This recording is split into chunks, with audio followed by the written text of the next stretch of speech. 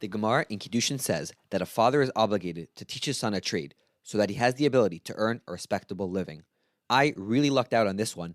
Today, we are speaking with my father, COO of Our Crowd, a Jerusalem-based VC firm, and chairman of Kavlanar, one of Israel's leading mental health providers.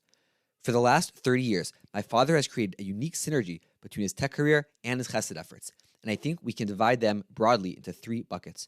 Number one, career coaching and networking. Number two, nonprofit fundraising and consulting. And number three, maybe most importantly, just being a mensch, listening, supporting, and pitching in wherever is needed. Abba and I speak about these issues all the time, and I am so excited to let you in on the conversation. My name is Yaakov Wolff, and this is Starting.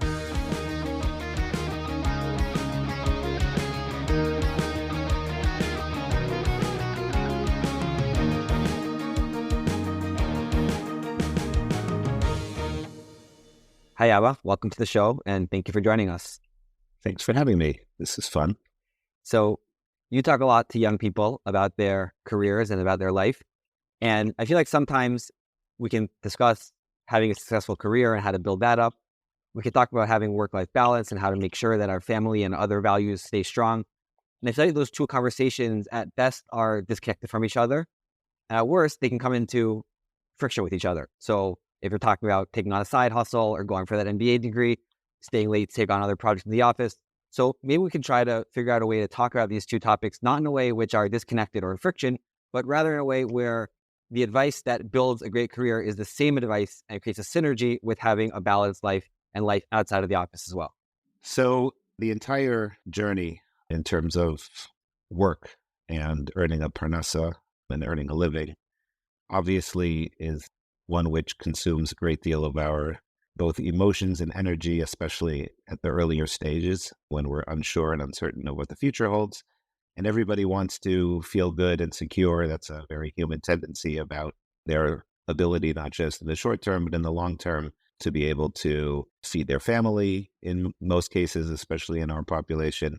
Also in terms of living with dignity, as many of our own tefillos, our own prayers refer to. And like everything, obviously, it's a combination of our effort, our hishtadlus, and the hashgacha pratis, divine supervision that we're blessed with, which we don't control.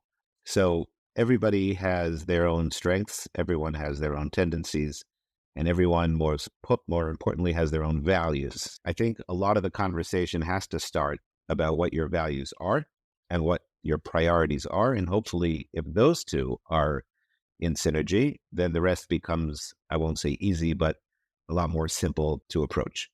So if we specifically are talking about a general path, a general career choice, nobody really knows for sure what they'll be able to succeed in.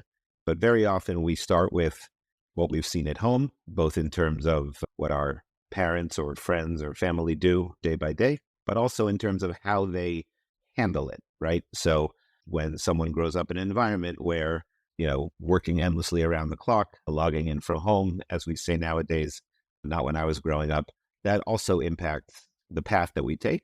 But it's important to always start by taking that piece of paper and making sure that in front of our own eyes all the time, we're keeping our value sets in check and our priorities in check. And just to that end, I do like to tell people who are early on and starting out that our lives are really a set of concentric circles. You're always at the epicenter, but over time, things change. When you're single, maybe your immediate outside circle are your parents or your friends. As you get married, hopefully, it becomes your wife. As you have children, they get into the picture. So where exactly in the concentric circles is your employer and your work life? And keeping that radar screen clear is the key to ultimately achieving that, if we want to call it work-life balance, but more appropriately, work-life synergy, as you properly use that word. So you mentioned having concentric circles, being aware of yourself and your values. How does that not only help you prioritize and map out your work and your life and all the different parts, but also make your career great and successful? So yeah, self-awareness has various elements to it. When we're young, we generally are aware of what we're good at, and we're taking pride in what we're good at, and the natural blessings or talents or skills that are God-given. And both parents and kids, I think, typically zone in on that And I think that also does correlate a little bit early stage in your career to not obsessing with what you love or what emotionally attracts you, but where you can be effective, where you can be a builder, where you can be a producer. And that really is how you begin to build your own, not just your own work value, but it also does allow you to then become more aware of whether that also dovetails with what you enjoy and what you believe in. So self-awareness, I think, is a combination of your own strengths, your beliefs, and again, depending on at what point in your life you're starting to work, what else around you needs to be considered. So those three elements are key. As an example, if I am able to start to achieve in a work environment that I believe to be suitable for me, and my choice is not purely based on how much it pays, then I will ultimately be able to start to figure out, and this only comes at a certain point in one's professional evolution. Okay, so now that I know what I can do, what can I do with what I do? And where else can I apply those skills? And one might often be surprised about, especially in the day and age that we live in, given the technology, given the flexibility, given wide range of work environments to choose from, what else one can pursue over time. And I think it's very important not to pigeonhole oneself in a long-term vision, but rather cultivate over time what it is that moves you and what it is that can create that impact, because ultimately that's the satisfaction at work, right? We spend an enormous percentage of our lives over time involved in work, and work, as we in Hebrew, is avodah, and yet we're always striving as religious Jews and religious people to perform our avodah, and that's where the two can meet.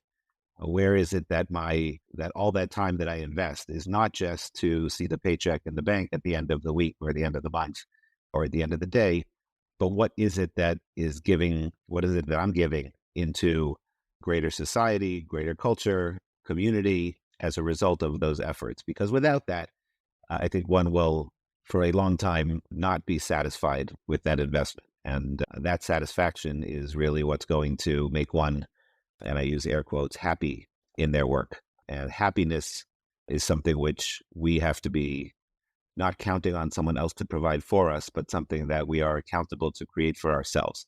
That's true in every walk of life, but certainly when it comes to work. So if I understand correctly, you're saying that there's no point in having a very specific long-term vision, but there is a lot of value in making sure that in the early stages, you're building skills so that as things come along, you're able to apply those skills in the more meaningful areas of life, even though the opportunity to match your skills and your passions might not be there at the very early stages. Did I understand that correctly? I think so. I know that every specific case is going to be different. And again, it's important not to blanket every unique individual circumstance in general rules. But obviously, many of our friends, many of our family are getting themselves trained in law, getting themselves trained in medicine, getting themselves trained in finance, getting themselves trained in technology.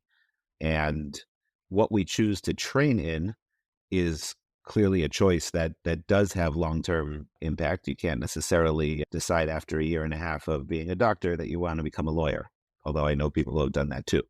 But once you take that path, which again is generally built on what it was you were good at in school or where your academic performance was greatest, but even as you do that, and even as you're coming out of university or training online in something, it's very important to keep in mind that there really is no area in life in which you automatically are signed up to a certain level of satisfaction. And what I mean by that is that whether you're in the finance world or the medical world or what have you have to put yourself in a culture. You have to create for yourself a culture in which your values and beliefs can not just coexist, but ideally blend with what it is that you are expected to deliver and what it is that you're being compensated to do. And it's not always easy, but it is our individual responsibility. The same way that when we build a home and when we raise our children, there's lots of external factors that we can point to and say, if only that were different, or if only our community was different. That's not going to be a very satisfying or successful formula. Ein hadavar taloi ela bi. We have to really understand that. And each and every individual is accountable and capable of creating that. Whether you want to say, "Hamachadesh b'tuvo b'chol yom tamid ma'aseh bereshit," whether it's true that every day you wake up and have another set of decisions to make, that's obviously the case on a micro level. But on a macro level, you choose a direction, you choose a path, and then it takes a lot of work, it takes a lot of effort. But if one simply says, "I can't help it, my work environment is full of schmutz," or it's a dog eat dog or rat race, then you got to figure out whether that's something which can still fit the bill, or whether you need to move on. And whether that requires a small amount of sacrifice or a large amount of sacrifice, in the long run, it's an absolutely, in my opinion, mandatory sacrifice that one needs to make, as in all the things that we do. Can you give any examples from your own life, how the self-awareness and the concentric circles helped you navigate a difficult decision? So I'm now 30 years into my work career, which I'm fortunate to have spent half in the US and half in Israel, with a couple of years also in the United Kingdom. So I've had a taste of a lot of different environments. I have worked in the for-profit world. I have worked in the nonprofit world as a professional. And it hasn't been the neatest mapping of what one would call a career trajectory. But I think that's also a reflection of how I view the same general principle of a career and a work-life synergy. Opportunities have come up. I'm very fortunate, very blessed that I haven't really had to go too far and wide to seek those opportunities. But when opportunities come up, you do have some binary decisions to make. So, for example, when I started out with an engineering degree, I felt like manufacturing was interesting to me. Creating things, producing things that you could touch and feel and see the outcome of was something which maybe, based on my own personality, I felt was most satisfying. But at some point, probably about 5 or 6 years in, that's when certain technologies were picking up in the enterprise area, and realizing that maybe the next step was going to be that what you're producing is not necessarily something you can hold, but something that you can measure. So it became something going from more material to measurable. And then after that, so that I think that's one specific example. Okay. So you mentioned your early career and how at some point you shifted from manufacturing and engineering to software. But going back to that early engineering part of your life, can you tell us what the first stage in your career was when you left college? Sure. The first job I took was because I wanted to be able to pay for my wife's engagement ring, my future wife's engagement ring. So I interned during the summer of after my junior year in a manufacturing environment, which I really enjoyed. My degree is in industrial engineering, which back then meant the science of combining the man and the machine. It was originated when the Industrial Revolution, efficiency, quality, how do you balance the human touch with the resources to create something at scale. And ironically, 30 years later, I find that to still be very true, by the way, which is one of my very first mentors used to say, business would be easy if there were no people involved. And I think an extension of that, while that's very true and ironic, I think people are very easy when business isn't involved.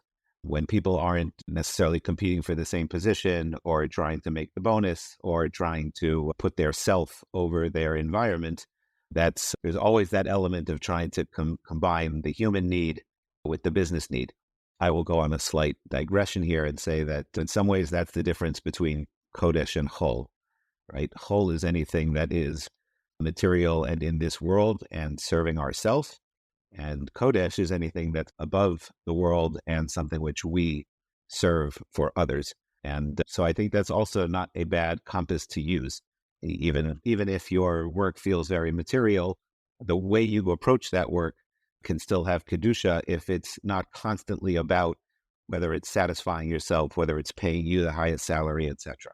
So in answer to your question, coming out of university, having had that manufacturing experience, while there were offers coming from an Ivy League school, having a degree from Columbia, to go into consulting and management consulting, which was also a track for a lot of industrial engineers, the choice was to go into manufacturing, where I had to actually produce something myself, where I was on the line to test whether I could perform and I could deliver. And that did ultimately, more than I ever thought it would, I think, shape how I see other people starting their careers. Today, I work in venture capital, which is a very attractive area to a lot of people because it it looks like that's where all of the power sits. But I think that a very young person starting right away into venture capital is a little bit parallel to what it was in 1993 for someone in 1994 starting to go into consulting. You're starting to tell people whether what they're doing is valuable. You're trying to tell people what to do when you yourself haven't necessarily done it. When you yourself haven't actually built your own business, it's pretty hard to tell someone else what's right and wrong about the business they're trying to build or how much value it's worth, which is what venture capitalists have to do. So you're looking back 30 years down the line at that decision, but in the moment, you had these offers from fancy consulting companies and from a factory. What did you do when you had that decision to make? So I started with my greatest mentor and resource, which was my father.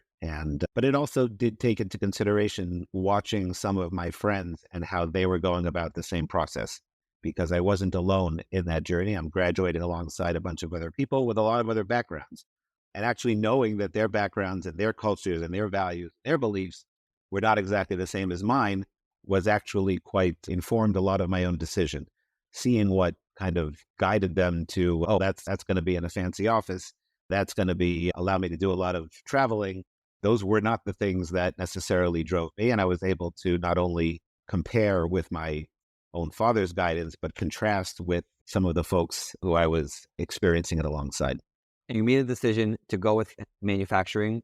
Where was that first job and what were you actually doing?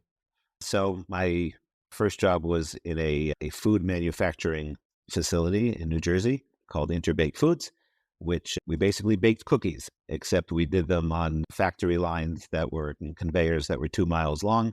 We were baking them in the millions a day, made most of America's Girl Scout cookies, and I was assigned to a project to try to integrate some very advanced technology in the packing and warehousing of lots and lots of boxes of cookies and crackers on a daily basis. And you mentioned how obviously the world has changed so much in the 30 years since that first job.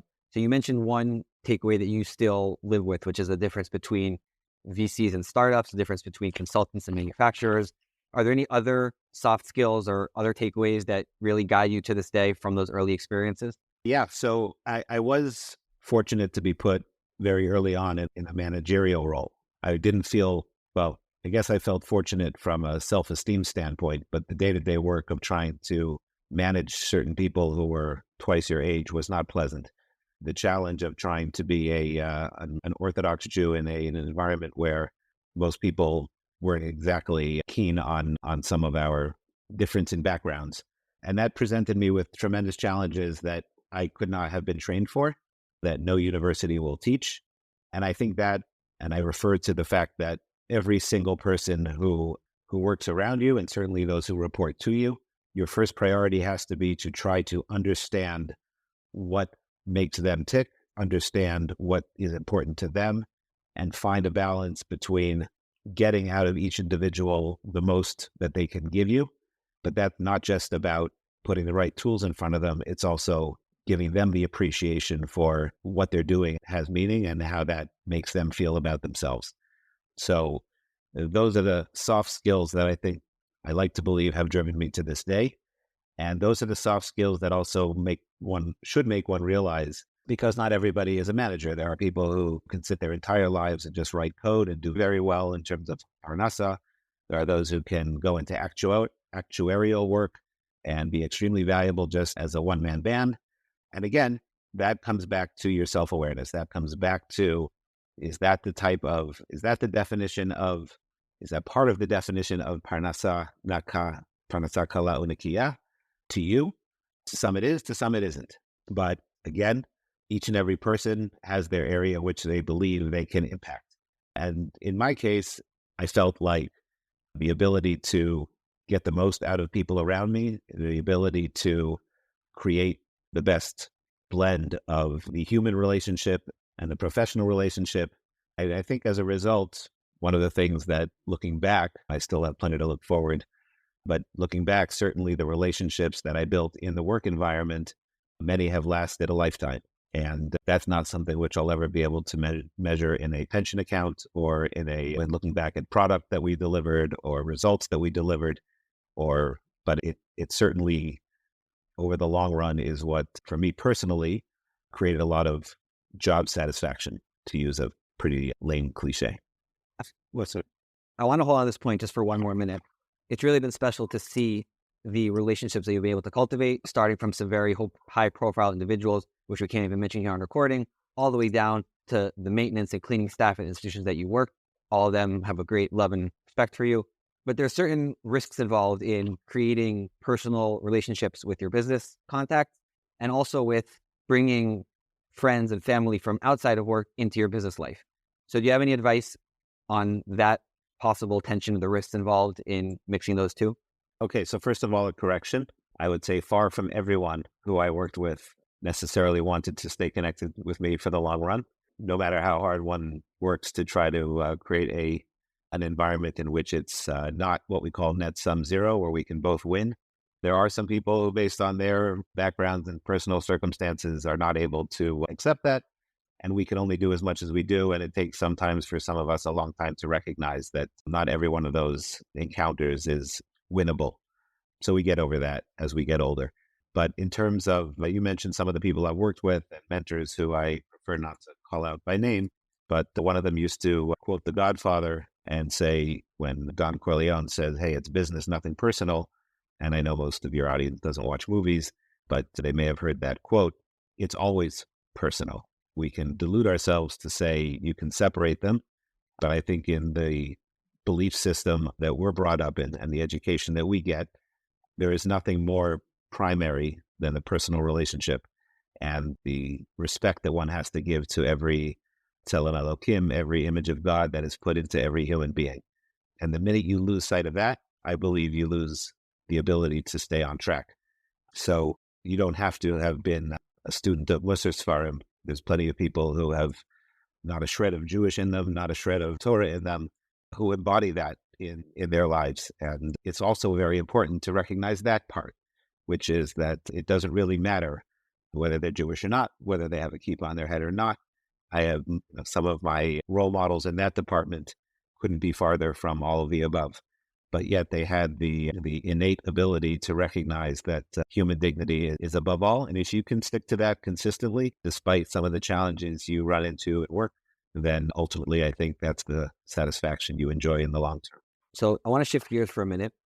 You're a manager, you've hired and fired a whole bunch of people, you speak to young people all the time. So I want to ask you a question of personal advice for a theoretical individual. He's in his last semester of college, he's finishing a degree in business and marketing, and he's looking for his first real job. He's done some side gigs in marketing with nonprofits in the past, totally hypothetical, of course. And he's in his last semester, he's looking ahead to his first full-time job. What should he be focusing on? So I believe that every individual, even at a young age, has a story to tell and has a picture to reveal to the person who's interviewing. In a job application process, again, and it depends on whether you're applying to a very large company or a very small company or a for-profit or a nonprofit, there's all sorts of shapes and sizes. But very often you submit your resume and it gets rejected because you didn't necessarily tick all the boxes for what the job requirements are. But at the end of the day, you're going to be fortunate enough to get an interview. And even if you don't, I would say before we even talk about interviewing, you talk about networking. And I think that the most important part of seeking a job, whether it's at the beginning or the middle or the end of a career, is about your network and about making sure that whoever's out there gets to know you, the person, as opposed to you, the professional resume. I tell entry-level applicants, make sure that you look back on the things that you've done. And almost each and every one of us has done something, whether it's in high school, whether it's in university, whether it's as a volunteer, whether it's a busboy or waiter in camp. There's something to be said for how you did the things that you got involved in, whether you got paid for it, whether you were volunteering for it, and figure out how to tell that story, figure out how to capture that in a way that is relatable to other people. And pretty hard to get specific because each and every one of us has their own story. But if you're somebody who, who volunteered or worked for Yachad and worked with special needs kids, or was a counselor in camp, or was the head of a club in high school, or even if you were someone who coordinated a chug in yeshiva, come to a specific audience, what was it that you did? What was it that you enjoyed about doing it? What was it that drove you to do it in the first place? It starts there. And then you'll get your first experience in one way or another. And if you always go in with that approach, it will also help you keep your own temperature as you're doing the next things that you're doing, and using that litmus test all the time. Am I doing it for the right reasons? Am I doing it in the right way? Am I implementing my values in the things that I'm also keeping busy with and spending time during the day to earn that paycheck? And that can create a very solid, your resume might be your foundation, but what you're doing with it is the look and feel of the walls and the windows around it. Okay.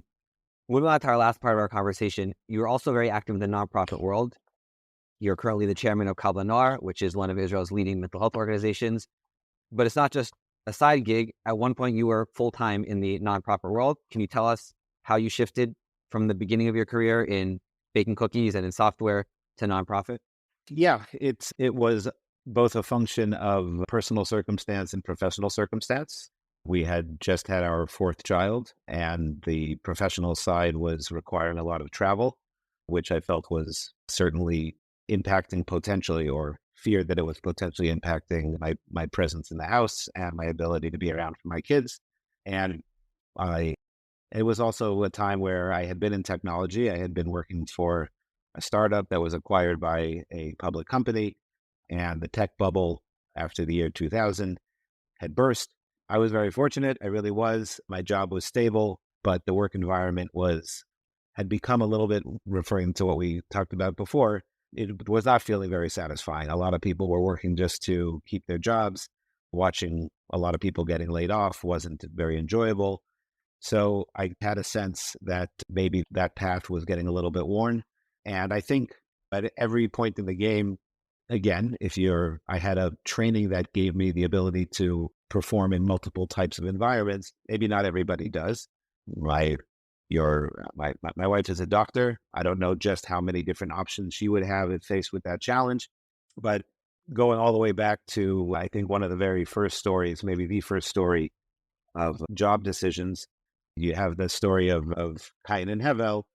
And I think the Rashi on Hevel, that he was a roet son. And I know that Yaakov Wolff has written about the values of being a roet son in and of itself. For those who haven't read it, you should look it up. Rashi says that Hevel was a roet son because he recognized that the ground was cursed. So to do what was the most natural thing to do, which was to just work the land, he chose otherwise. And in the end of the story, you can see how that actually worked to his advantage.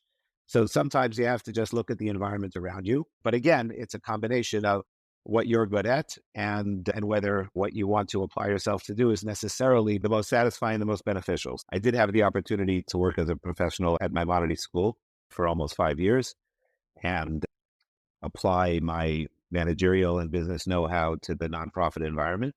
There, again, I had actually been inspired and motivated by certain people who I had seen make that transition. And I think both in terms of contrasting the work environment 20 years ago to what it is today, certainly contrasting in the environment I live in today in Israel, the kind of that big wall between working for a for-profit and nonprofit has come way, way down. And that even though, again, there's always a certain reality about what paycheck your employer can afford to give you, but depending on circumstance, I think everybody has the ability to, even if you're in the medical profession, there are areas to practice medicine that may not pay you as much and may not, be as glorious, but you can really apply those skills and do things that create a different type of impact. And you have to really look at all those considerations at every point in time and not be afraid that those decisions are going to be lifelong sentences. And I really, truly believe that one of the advantages for people starting now as a professional is that mix and that optionality along the way is only going to become more flexible. I think that's part of the technology world and the J curve that we're living on. When I was growing up, it was pretty typical that people would stay with a company for 20 or 30 or 40 years. And today, I think it's highly atypical that someone even stays with a company when you're early in your career for more than 2 or 3 years. Everybody is jumping to the next thing. You can apply for your next job. Literally, while being on a Zoom meeting, you can be on a LinkedIn interview on another screen, and see that people should view that as both an opportunity and a little bit of an indicator that you have much more ability today to focus on the right values of your career choice and not have to fear that you're going to sacrifice something 10 years down the road. Okay. So we talked a lot about different Experiences. strategies and mindset shifts and taking control and doing the best we can at putting ourselves in the best mindset and the best situations that we can. But we did mention before that Kadosh Baruch Hu runs this world and he has his ways of sending us messages. So do you have any stories where in your life Kadosh Baruch Hu reminded you how much he's in charge of everything that goes on? Always. And it happens whether it's obvious or not. And sometimes it's obvious. I guess you're using the kol dodido fake model contrast between a life of fate and a life of destiny. Are you the object or are you the subject? For me, there was definitely there were two major actually episodes that I think I can look back on. The most obvious was referring to this kind of prior conversation, which maybe I should have mentioned. At the time that I was thinking about transitioning to something else after the tech bubble burst, and I didn't immediately go towards seeking a nonprofit job. But one of the things that was clearly on my mind was that I was doing a lot of travel between Boston and Los Angeles. And on a certain week in September of 2001, I had booked a ticket to continue my project in California. And I ended up rescheduling that trip because I didn't want to necessarily be in California during the week of Slichos. I backed the trip up by a week. So I traveled on September 4th instead of September 11th from Boston to Los Angeles. And I don't think I need to tell much of the rest of that story. The fact that I personally felt like I had dodged a bullet and recognized the drama of what was going on around me, and the fact that we're always close to some sort of fate that we don't necessarily know, certainly did influence my decision not to take yet another job at the time that was going to require travel. It was why working at Maimonides school was so wonderful, even if the hours were very long. But I was always coming home at night, sometimes very late at night. And the other circumstance was in 2006, a year after our family was on vacation in Israel in 2005, where we were having a vacation while the Gaza Strip was being handed over to somebody else to control. A year later, we were on another summer vacation in Cape Cod. Sounds like we took a lot of vacations. You probably don't remember it that way. And while we were on vacation in 2006, the second Lebanon war was going on, and one of our family members fell. And that's when my wife and I looked at each other and said, time to get off the sidelines of Jewish history and get onto the playing field. And as hard as it was, and challenging as it was to imagine continuing our careers at that point and rebuilding in Israel, it was something which, like you say, the world around us has to resonate with us. We have to hear the knocking on that door, and we have to be always listening to the beat of our own heart. And as a result, taking the next step in the direction we think is the right one, and hoping that we have the siyata d'shmayas who go along with it in a way that comes out right for all of us, for our families, and for our own personal well-being. Ava, thank you so much for all the wisdom you're constantly imparting on us, and especially for sitting down and sharing with us today. And I think I greatly appreciate what you are doing in this effort with the podcasts. I think we live in a world of a ridiculous amount of information and curated imagery of what makes something a perfect work life outside of us. There's never been a more interesting time to be getting into the workspace, but also probably never a more challenging time to have clarity on our decision making. And hopefully some of the other interviewees can do even a better job of guiding others to take the right first step. And from there, everybody should be blessed with bracha v'hatzlacha in their avodah and their avodah.